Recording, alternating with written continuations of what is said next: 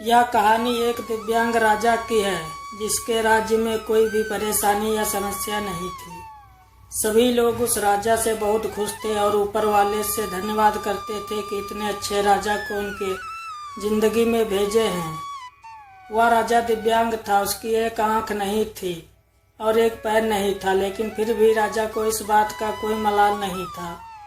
एक दिन राजा अपने महल के गलियारे में घूमते हुए अपने पूर्वजों की लगी तस्वीर को देख रहा था और सोच रहा था कि मेरे पिताजी इतने शूरवीर थे, उनके पिताजी इतने शूरवीर थे, हमें इतने शूरवीर खानदान में जन्म लेने का मौका मिला, यह ऊपर वाले का धन्यवाद है।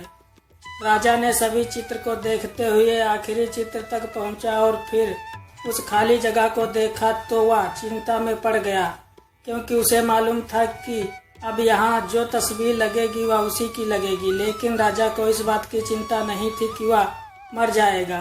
चिंता इस बात की थी कि वहाँ जो पेंटिंग लगेगी वो कैसी लगेगी। राजा का एक आंख और एक पैर नहीं होने की वजह से वह चिंता में पड़ गया था और सोचने लगा कि इस गलियारे में इतने शानदार पेंटिंग लगी है, लेकिन मेरी एक आंख और एक पैर न होने की वजह से मेरी ही तस्वीर सबसे खराब लगेगी और सबसे भद्दी दिखेगी।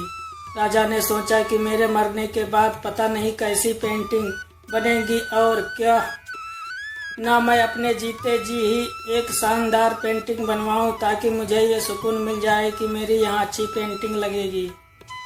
अब उस राज्य में ऐलान करवा दिया गया और सभी पेंटर्स को बुलाया गया और कहा गया कि जो भी पेंटर राजा का शानदार पेंटिंग बनाएगा उसे शानदार इनाम मिलेगा।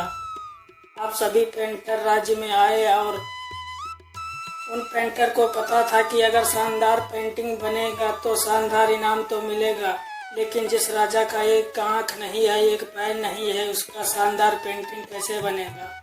पेंटर सोच रहे थे कि इनाम का तो पता नहीं, लेकिन अगर शानदार पेंटिंग नहीं बनी और राजा गुस्सा हो गया तो सजा मिलेगी।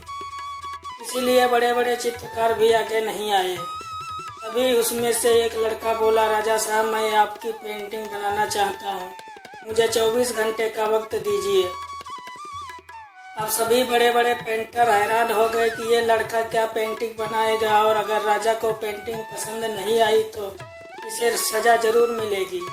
राजा बोला, ठीक है, आप बना करके आइए। अगले दिन वह लड़का तस्वीर बनाकर लाने वाला था और दरबार पूरी तरह से भर चुका था। लोग दूर दूर से ये देखने के लिए आए थे कि लड़का कैसा पेंटिंग बनाकर लाएगा। अब लड़का जब उस राजा की पेंटिंग बनाकर लाया तो लोग आश्चर्यचकित रह गए।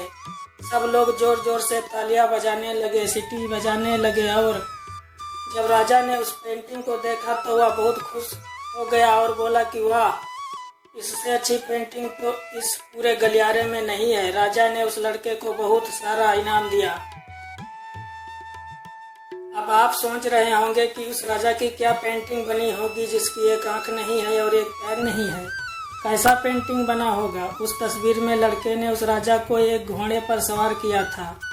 एक साइड से उस राजा का एक पैर दिख रहा था और राजा तीरंदाजी करते हुए निशाना लगा रहा था और निशाना लगाते वक्त एक आंख बंद हो जाती है और उस लड़के ने उस राजा की वही आंख बंद की थी जो राजा के पास नहीं थी। इस तरह से उस लड़के ने राजा को निशाना लगाते हुए घोड़े के ऊपर सवार दिखाया, जिससे एक आंख बंद और एक ही पैर दिखाया और इतना शानदार पेंटिंग बनाया था कि वह अब तक की सर्वश्रेष्ठ पेंटिंग थी।